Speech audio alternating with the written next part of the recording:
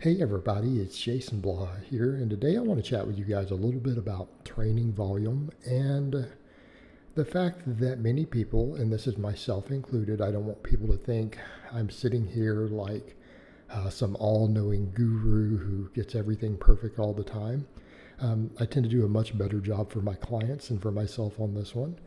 My 38 or so clients I have at the moment are usually pretty happy with their results. But it's that tendency for people to think that they always need to be chasing the highest possible volumes, that they need to be trying to overreach and then deload and all of this nonsense. When the reality is, when you start looking at the studies that are out there on actual lifters who are trained lifters, what we start to find very quickly is that the data is very, very mixed on this.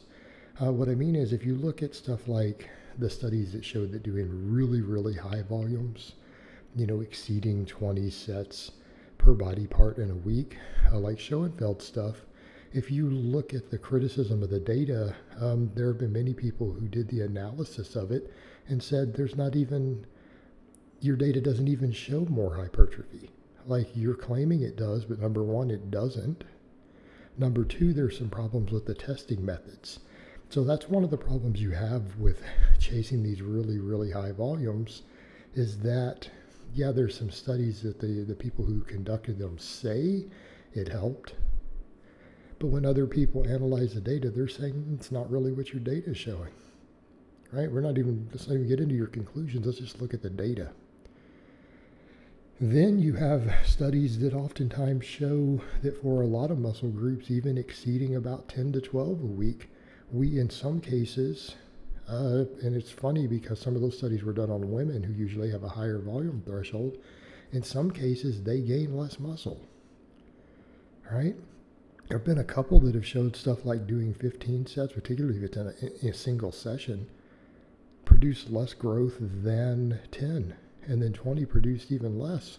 So we're dealing with a case of our recovery times following the training is possibly exceeding our growth window. And it's not true overtraining. People say, well, overtraining, you always get weaker. Like if you are overtraining and have reached an overtrained condition, your strength goes down. You lose muscle mass every single time. We're just talking about not just diminished returns, but regressive returns. Okay, it's something to think about when it comes to these training volumes. And the other thing that you have to look at is everyone is always chasing, can I gain slightly more? Can I lose a little more fat? Can I gain a little more muscle this month? And here's what they're not looking at. They're not looking at the long game. They're not looking at the long game. Because the problem is we could actually make the argument that there may not be any more growth from doing the extra that people are trying to do, but a lot of times people will double their training volumes, especially without any anabolics in the mix, with the hopes that they're going to gain slightly more. But it's like, if your injury rates go up, your burnout rate goes up, your exhaustion rate goes up, is it worth it? In other words, it's not lifting heavy that hurts us. It's overuse. 90% of injuries in the weight room are from overuse. Now, bad form and other things can contribute to the other 10%. Absolutely. And I hate it when people say there's no such thing as bad form. Well, that's also idiotic. That's an absurd statement. Now, just because there is such a thing as bad form doesn't mean that you're always going to know what bad form is. People who have good form that's proven safe in the lab, who lots of people say, oh, that's bad form. Well, no, not necessarily. Particularly if they've adapted to doing it. But I digress. Back over to the point, overuse, number one cause of injuries. Almost all of my injuries have been overuse. Think about it when I pulled that lat. I had been doing way too many pull-ups. About when I impinged my shoulder, I've been doing way too many pull-ups. Also combined with trying to force ranges of motion that my joints will not allow for. Okay? Not a good combination. Because things like mobility don't improve by you trying to force joints to move further than they're capable of moving. That doesn't work. Doesn't work at all.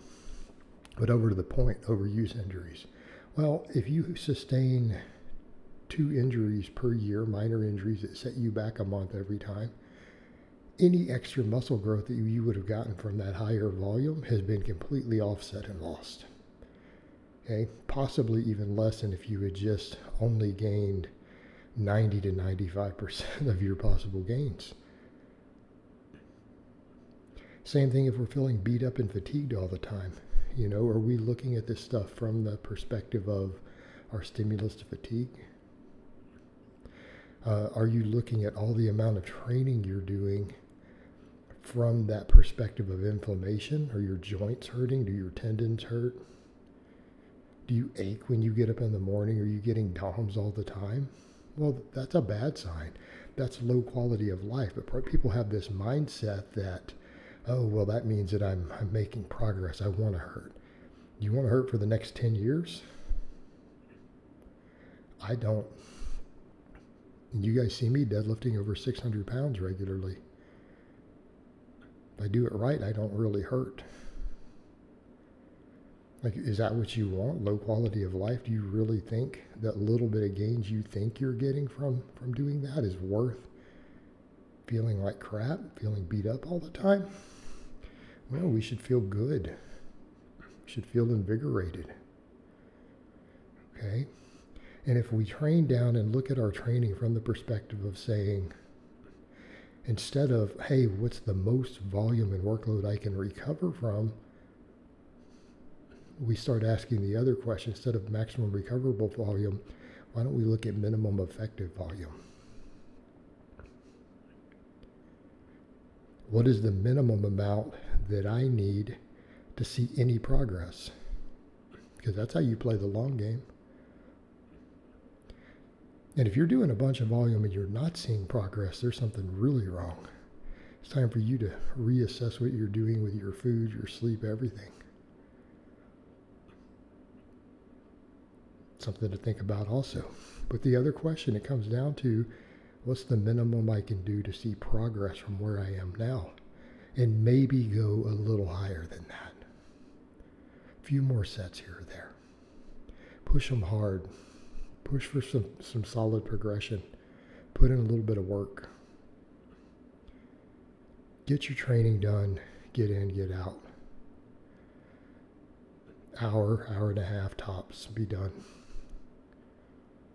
And an hour and a half is going to be usually a long workout. Okay?